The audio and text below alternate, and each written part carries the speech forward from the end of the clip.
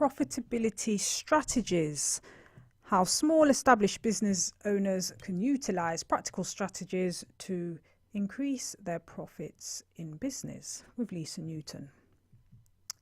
So, quick promo video here as to what we cover in this course. So we look at how money works, we look at practical steps you can take, and this material is applicable both in a business sense and on a personal level as well. So we give you 10 ideas or 10 steps in order to improve and increase your profits, increase your profitability. And there are notes on each idea, and you can see the handout there on the page for you to make your notes. Now, this course is suitable for small established businesses.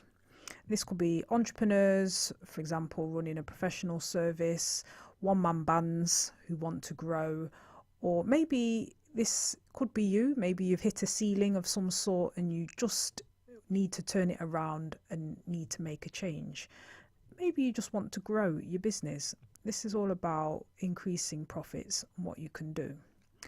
So what we cover, practical strategies to increase your business profits, and we show you the steps. None of this is pie in the sky, none of this is impossible, all things that you'd be able to implement and that you would be able to manage.